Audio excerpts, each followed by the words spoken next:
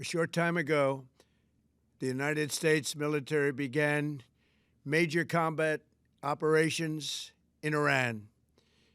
Our objective is to defend the American people by eliminating imminent threats from the Iranian regime, a vicious group of very hard, terrible people.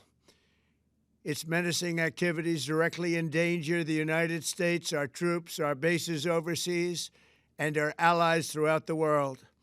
For 47 years, the Iranian regime has chanted death to America and waged an unending campaign of bloodshed and mass murder, targeting the United States, our troops, and the innocent people in many, many countries.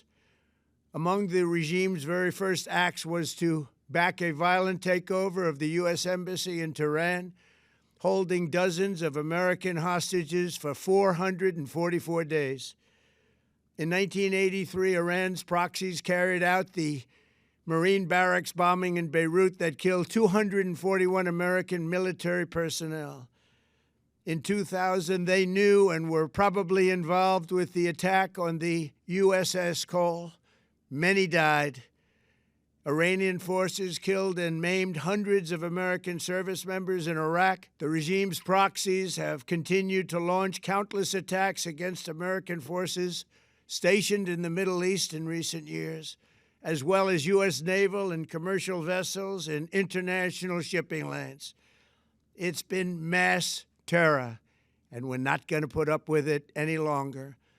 From Lebanon to Yemen and Syria to Iraq, the regime has armed, trained, and funded terrorist militias that have soaked the earth with blood and guts. And it was Iran's proxy, Hamas, that launched the monstrous October 7th attacks on Israel, slaughtering more than 1,000 innocent people, including 46 Americans, while taking 12 of our citizens hostage. It was brutal, something like the world has never seen before. Iran is the world's #1 state sponsor of terror and just recently killed tens of thousands of its own citizens on the street as they protested. It has always been the policy of the United States, in particular, my administration, that this terrorist regime can never have a nuclear weapon. I'll say it again, they can never have a nuclear weapon. That is why in Operation Midnight Hammer last June, we obliterated the regime's nuclear program at Fordow, Natanz, and Isfahan. After that attack, we warned them never to resume their malicious pursuit of nuclear weapons, and we sought repeatedly to make a deal. We tried. They wanted to do it. They didn't want to do it. Again, they wanted to do it. They didn't want to do it. They didn't know what was happening. They just wanted to practice evil. But Iran refused, just as it has for decades and decades. They've rejected every opportunity to renounce their nuclear ambitions, and we can't take it anymore. Instead, they attempted to rebuild their nuclear program and to continue developing long-range missiles that can now threaten our very good friends and allies in Europe, our troops stationed overseas, and could soon reach the American homeland. Just imagine how emboldened this regime would be if they ever had and actually were armed with nuclear weapons as a means to deliver their message. For these reasons, the United States military is undertaking a massive and ongoing operation to prevent this very wicked, radical dictatorship from threatening America and our core national security interests. We are going to destroy their missiles and raise their missile industry to the ground. It will be totally, again, obliterated. We're going to annihilate their Navy. We're going to ensure that the region's terrorist proxies can no longer destabilize the region or the world and attack our forces and no longer use their IEDs or roadside bombs, as they are sometimes called, to so gravely wound and kill thousands and thousands of people, including many Americans. and we will ensure that Iran does not obtain a nuclear weapon. It's a very simple message. They will never have a nuclear weapon.